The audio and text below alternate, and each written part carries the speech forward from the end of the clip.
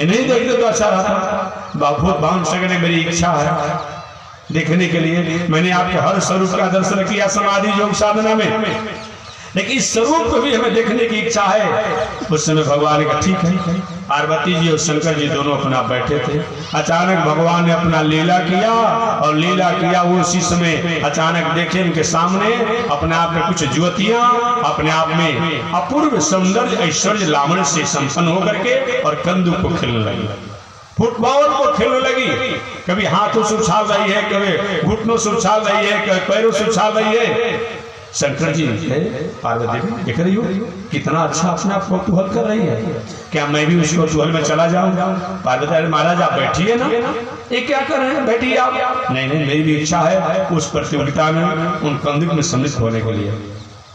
इतना अभी कई बात वार्तालाप हो रही थी पार्वती और भगवान शंकर जी के साथ। अचानक जो अनेक युवतियां जो थी वो गायब हो गई, एक युवती मात्र बच गई, एक युवती बच गई। अब अकेले ही वो कंदू को उछाल करने लगी अपने आप में। बाबा से रहा नहीं गया, पार्वती जी रुकती रह गई अपने आप में, उस कंदू खेलने के लिए उसमें प्रवेश कर गए। और जब प्रवेश किए तो अपने आप में उस ज्योति ने किया कि कंदू को लेकर के सिर के सहारे भागने लगी, ये पीछे पीछे चलने लगे अपने आप में, दौड़ने लगे और दौड़ने लगे अपने आप में। कुछ दूर पर जाने के बाद सोचा अब इसी को पकड़ ले अपने आप में, और जाकर बड़े जोरों से क्या किया भगवान शंकर जी ने उस जो भगवान का मोहिनी अवतार जो कंदू खेले थी बड़े जोर से पकड़ लिए।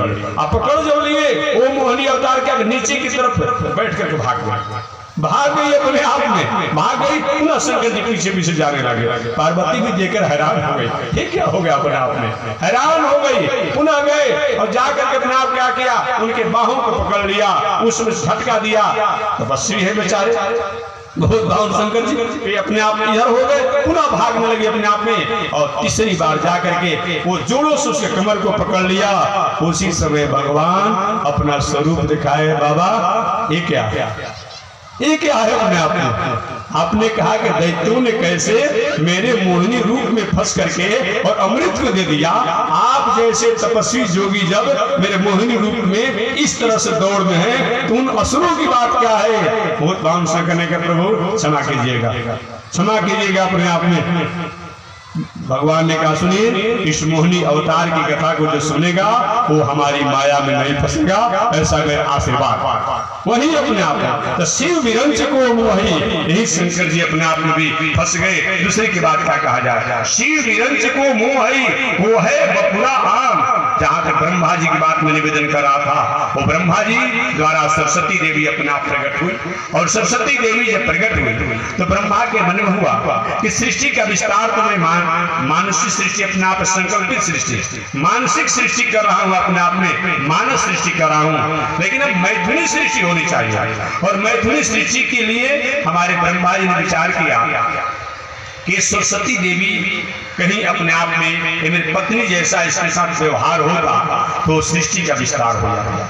ये बातों को मरीचि, अत्रि, पुलह, अंगिरा इत्यादि ऋषियों ने जाना, और जानने के बाद जाकर के ब्रह्मा जी को हाथ जोड़ा, पिताजी हम कहीं पे नहीं रहेंगे, नाक कट जाएगी, मुंह दिखाने लायक नहीं रहेंगे, ऐसे विचारों को, ऐसी भावना को आप छोड़िए। ब्रह्मा जी ने भले ही अपनी विचार भावना को छोड़ दिया, लेकिन कलंकित हो गए, कलंकित हो गए अपने आप में। यही अपने आप बताया गया है। तो हम और आप कौन होते हैं? हम और आप कौन होते हैं? जब ब्रह्मा और शिव की हाल है तो हम और आप कौन होते हैं? इसलिए नीतिकारों ने कहा है मात्रा शस्त्रा दुहित्रावा न विविक्ता समूह भवे बलवान इंद्रियो ग्रामो विद्वान स्मृति कर सके। ये बताया गया है मात्रा शस्त्रा दुहित्रावा न विविक्ता समूह भवे बलवान इंद्रियो ग्रामो विद्वान स्मृति कर सके। चाहे माता ही क्यों न हो, चाहे बहन ही क्यों न हो, चाहे बेटी पुत्र ही क्यों न हो, चाहे फूआ मौसी ही क्यों न हो, उसके साथ एक साथ एकांत में अकेले बहुत देर तक बैठ करके हंसी मजाक, हास्य प्रयास इत्यादि न करे, अन्यथा इंद्रियों का समूह इतना बलवान है कि विचलित होने से कोई रोक नहीं सकता है। एक और पौराणिक कथा इस घटना से जुड़ी मैं निवेदन कर दूं। यही श्लोकों को हमारे जैमिनी ऋषि पढ़ रहे थे। कौन है जैमिनी ऋषि? व्यास जी के शिष्य हैं। व्यास जी के शिष्य है जमनी ऋषि, पढ़ रहे थे और पढ़ते समय अपने आप में क्या हुआ, पढ़े कि मात्रा शस्त्रा दुहित्रावा न विवेकता सनो भवे बलवान इंद्रियो ग्रामो विद्वान स्मृति कर सते।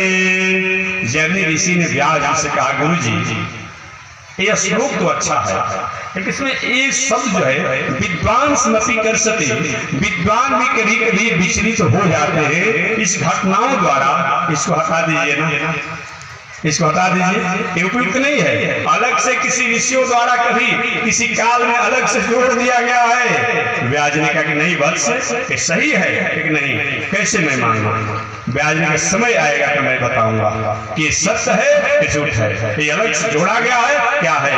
वही एक बार अपने आप में जैमिनी ऋषि अपने आश्रम पर थे। जैमिनी ऋषि देखिए प्रैक्टिकल का बहुत बड़ा महत्व होता है।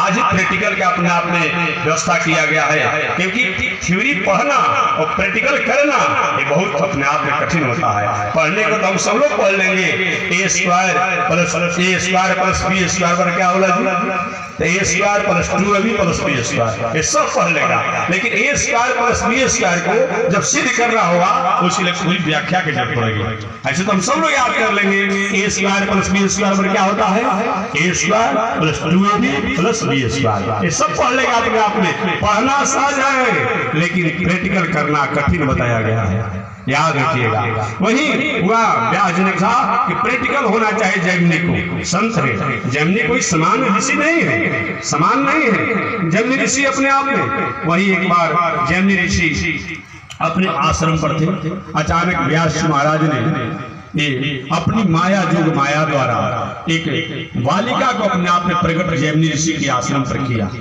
और बालिका को जब प्रकट किया व्यास जी ने अपनी जोग माया द्वारा, वो बालिका वहीं पर खेलने लगी। और कुछ ही समय के बाद अचानक देखते हैं जैमिनी ऋषि कि अचानक बड़े जोर से आंधी तूफान बारिश आ गई।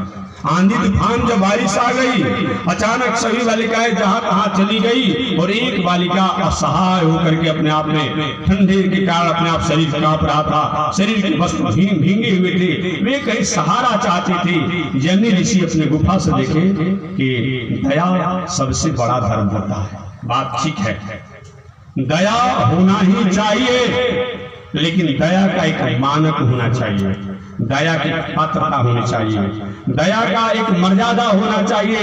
दया तो होनी चाहिए, लेकिन दया का जो पात्र हो उस पर ही दया करनी चाहिए। याद रखिए, राष्ट्रद्रोही, धर्मद्रोही, समाजद्रोही, देशद्रोही अगर कोई व्यक्ति हो वह दया का पात्र नहीं है। याद रखिएगा, कोई अपने आप में समाज, राष्ट्र, संस्कृति को कहीं उपद्रव मचा रहा हो, व्यक्ति को दंड देना ये कोई अपराध नहीं है, क्योंकि नीतिकारों ने कहा है कि ब्रह्म बंधु न हंतव्य आतताई वधारः। श्रीमद् भागवत महापुराण में, महाभारत में बताया गया है कि ब्रह्म बंधु न हंतव्य आतताई वधारः। ब्राह्मण के, बंधु के, कुल के, गोत्र के, प्राणियों के, लोगों की हत्या नहीं करनी चाहिए, लेकिन आतताई हो, अपराधी हो, अगर उसको मारने से समाज, राष्ट्र का कहीं समन्वय और शांति होता हो, वैसे व्यक्ति को दंड देना कोई दोष नहीं है। इस तरह से नीतिकारों ने, शास्त्रकारों ने अपने आप में कहा है। दया होना चाहिए, लेकिन दया का एक मानक होना चाहिए। कोई चोर, चोरी, अपराधी करने वाला व्यक्ति करके और किसी घर हमको बचा लीजिए, नहीं के बचा ले हम भाई, के बचाएं अपने आप में, तत्काल पुलिस खबर कीजिए अपने आप में, हम कहे बचाएंगे, बताया गया है। वही बात है, हमारे जैमिनी ऋषि अचानक अपने आप में देखी घटना को कि अपने आप में बालिका असहाय होकर के कहाँ संरक्षण होता है, जब वृष्टि होती है और कभी तूफान होता है, शरीर कैसे कांपने लगता है ठंडा से। उसी समय जैमिनी ऋषि को दया आई कि नहीं नहीं, इस बालिका को अपने गुफा में रख दो। उन्होंने बुलाया बालिका को कि सुनो, मैं संत हूँ, किसी पेड़ की छाया में रह लूंगा, ओढ़ में रह लूंगा, और तुम मेरी गुफा में चले जाओ। वह अपने आप में, वो कौन थे, व्यास जी सब अपने आप उस बालिका का रूप बनाए थे, वो अपने आप में गुफा में उसको रख दिए। उस समय जैमिनी ऋषि ने कहा सुनो, देखना 12 बजे रात्रि में एक प्रेत आता है और हमारे ही रूप में आता है, जैन ऋषि ने कहा था। और कैसे किवाड़ खुलवाने पर खोलना नहीं। ठीक है महाराज, जैन ऋषि एक वृक्ष की ऊँट में चले गए और वो बालिका गुफा में रही। 12 जब रात्रि बजा तो दूसरा प्रेत नहीं, हमारी बुद्धि जो है, हमारा विवेक जो है, यही तो प्रेत है। अभी यहाँ पर कथा सुन रहे हैं, 1 मिनट में कहीं मन बिगड़ जाए तो अरे चलिए महात्मा कथा होंगे अपने आप में, तुरंत उठकर चल देगा अपने आप में। तो ये बुद्धि हमारी जो है, हमारा मन